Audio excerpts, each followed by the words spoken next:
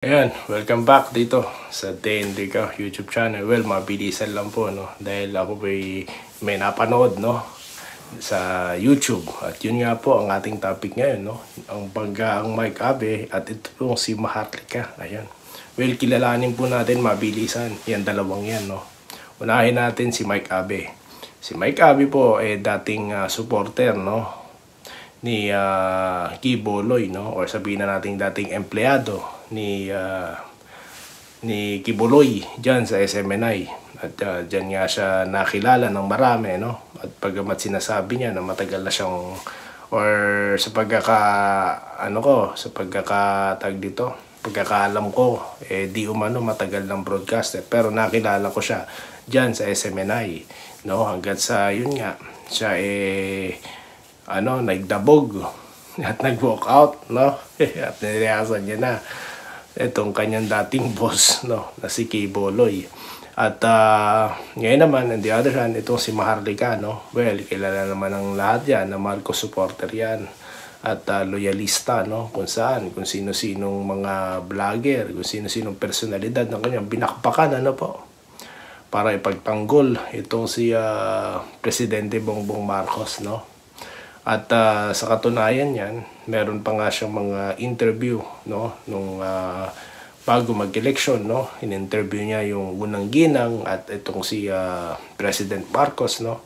Gayon din ang anak niya, no, na si Sandro. Tapos yun nga, kasama siya sa mga yung nagpo-protest si Presidente Marcos noon, no, laban dito sa dating BP na si BP Leni, no. At yun na nga, hanggat sa nakilala siya sa mga matitinding banat niya, no. Dahil sabi nga niba mga vlogger, laging galit eh. Pero ang dami pong followers ni Maharlika, no. Kahit na marami ng channel niya, no, or yung kanya main channel, yung Maharlika, wala na yata yun, na-take down na yata yun. May ilang daang libong subscribers at ngayon meron siya isang channel. Pero hindi lang isa, marami siyang channel sa pagkakalam ko kasi nati-take down, no? Lalo na yung kanyang mga Facebook account, no? Nati-take down. Ayan. So yan po ngayon si Maharlika. Ngayon mainit siyang pinag-uusapan at iba nga nagtatanong sa akin, sino ba yan? Hindi nila alam, no? Hindi nila kilala. Ngayon, nakikilala na nila kasi nga sikat na sikat po yung itong si Morales. Yan po dahil naunang naipakilala sa channel niya. So, ganun po kalupit ang platform ni Maharlika dahil marami po siyang followers ngayon, lalo na mga OFWs, no? Sa iba't ibang bansa, ang dami niyang follower. At yun na nga. At ngayon, ito sa palagay ko lang, si Mike Abe ngayon ang nagsusubok, no, na banggain si Maharlika dahil naalala ko si RJ Nieto or Thinking Pinoy may banat din siya dati dito kay Maharlika. Yung ginamit yung tawag dito, yung topic na natalakay niya, no, or sabihin na nating ayoko sabihin nagamit no. Parang natalakay niya against Maharlika is yung mga credit cards na utang daw or utang niya sa credit cards. Di ba no? Which is supply, no? Ang dami po nagsabi, supply, dahil katunayan niya na wala talaga siya nakukuha ang kabayaran, no? Kung kanino bang personality. Kasi nga, hindi niya ibabaw ng sarili niya sa utang kung may natatanggap siya, no?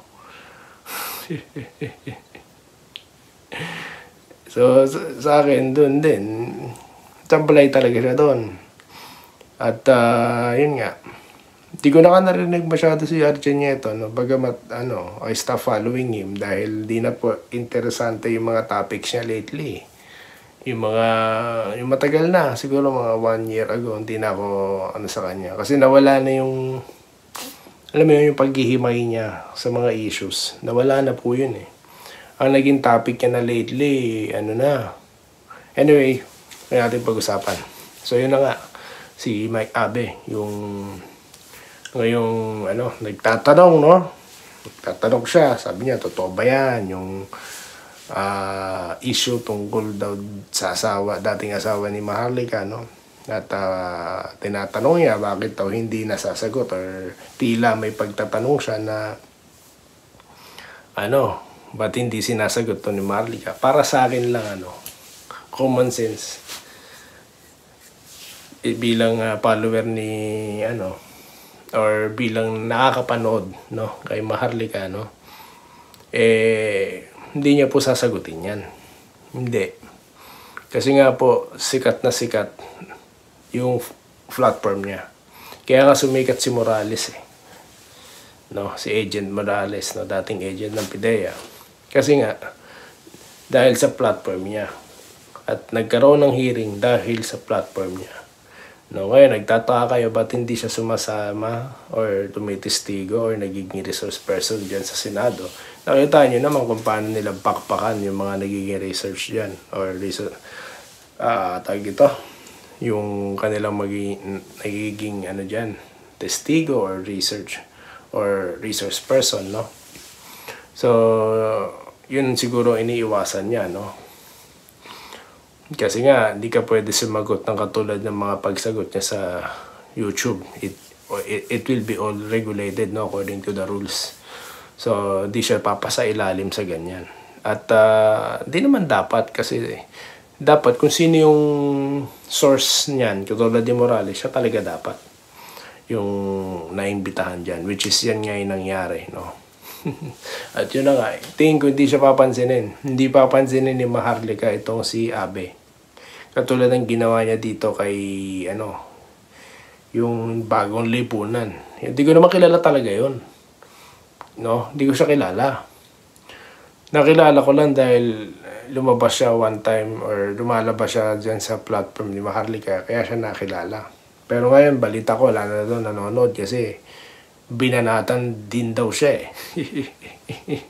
si Maharlika. So maraming bumabanat kay Maharlika ngayon na tingin ko ineffective kasi nga buhay na buhay pa rin po ang mga pages niya, ang channel niya, yung platform niya, sikat na sikat pa din at napakarami pa rin nanonood sa kanya, no? Kung sisilipin nyo, daang libo po, no? Libo-libo at nagbabiral yung kanyang mga vlogs, no? Kaya siguro itong sumusubok itong si Mike, pero sa tingin ko hindi ito papansin ni Maharlika kasi effective po yung ginagawa niya, no? Nakukuha niya yung atensyon ng mga tao at unting-unti na po siyang kinikilala ng mga ito, no? So yun po tayo, no, dito sa channel na to natin. Tayo po yung nagtatopic lamang, no, ng mga ganitong bagay para po pagbukas sa inyo ng tawag ito, maging instrumento para maging open po kayo sa mga ganitong discussion, sa mga ganitong usapan, po. Para hindi lang tayo maging bulag na followers, no. At don't get me wrong, no. I still supporting the government, no, dahil wala naman tayo ibang gobyerno. Dapat pong suportahan ito. Kung hindi, tawag dito, para sa lahat yan bilang isang bansa, no. Pero sa mga nangyayari, no, dapat po tayo, aware po tayo. Para sa susunod, katulad ng mga eleksyon, alam natin ang ating gagawin, no. At yun na nga, at masaya ding pag-usapan itong mga bagay na ito, no. At yun lamang po yung ating napag-usapan ngayon at abangan po natin kung sasagutin siya ni Maharlika. But I think, no, hindi siya papansinin ito. Focus siya sa kanya mga alagang mga puting ahas daw. So yun lamang ating napag-usapan sa topic na ito at pagkita-kita tayo sa mga mainit na topic pa dito lamang sa Day Enrica YouTube channel. Muli, maraming salamat sa inyong panonood.